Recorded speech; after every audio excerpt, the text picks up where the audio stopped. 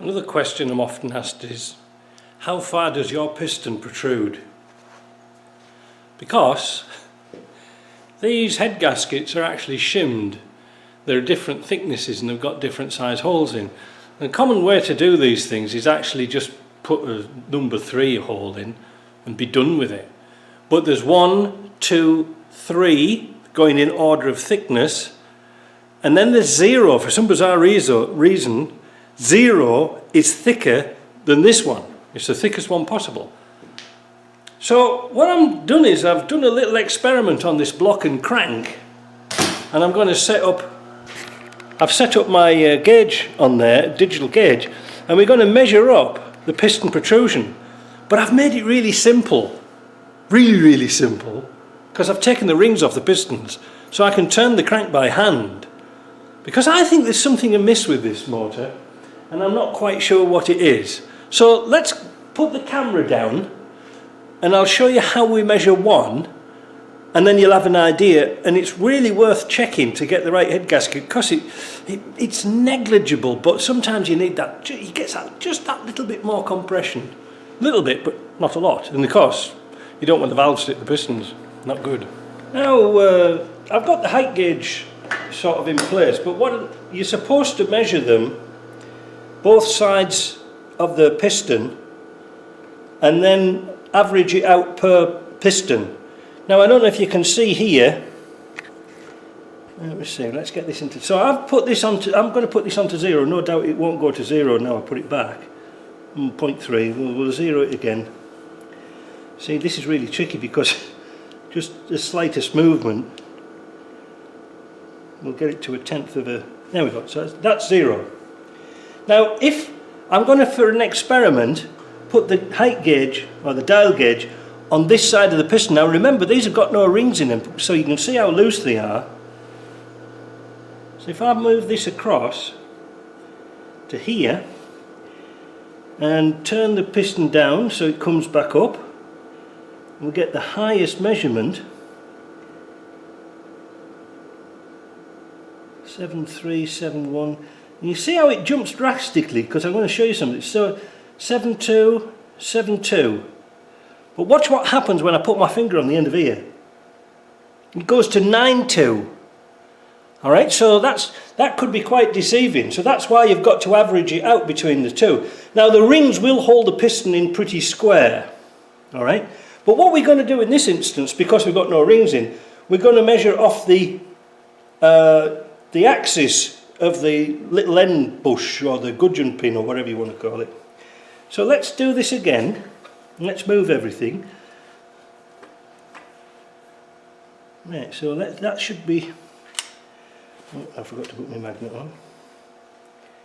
Right, so let's zero that. Whenever you move these things, they're so precise.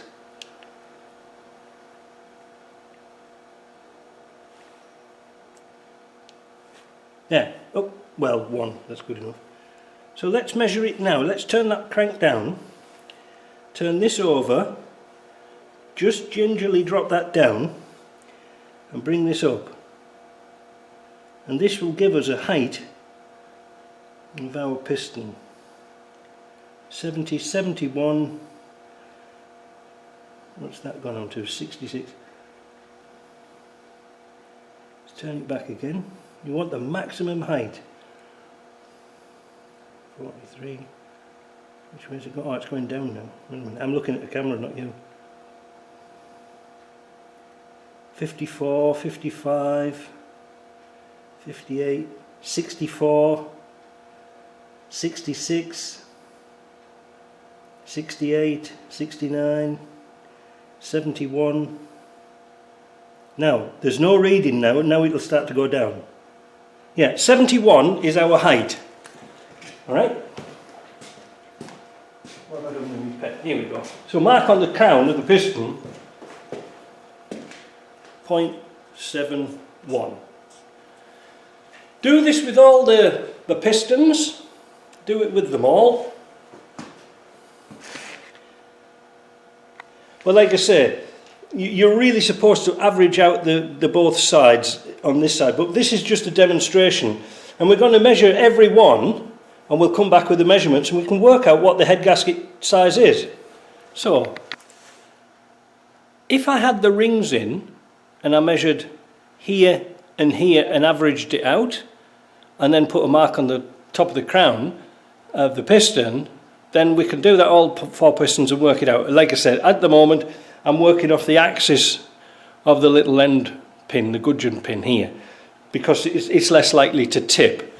Now this isn't an actual real fitting job, because obviously I've got no rings in it, but the scores.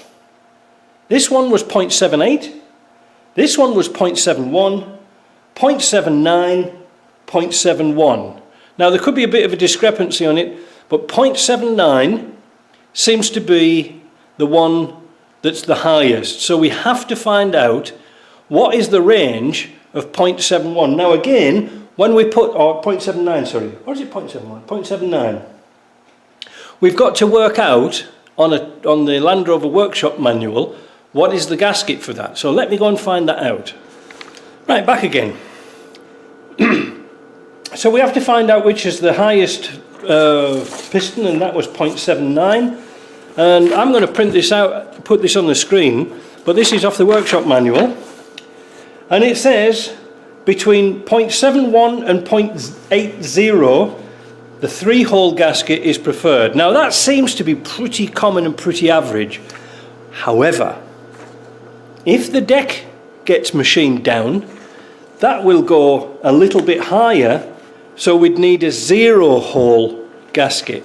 Get it? Now we don't know what work's been done on these engines before, but if you take that down, you've got to put a thicker gasket to compensate. I hope that's clear. I hope you understand why it's important. You know, don't just take it for granted it's a 3-hole gasket, because it might not be. Anyway, we'll see you later. Bye.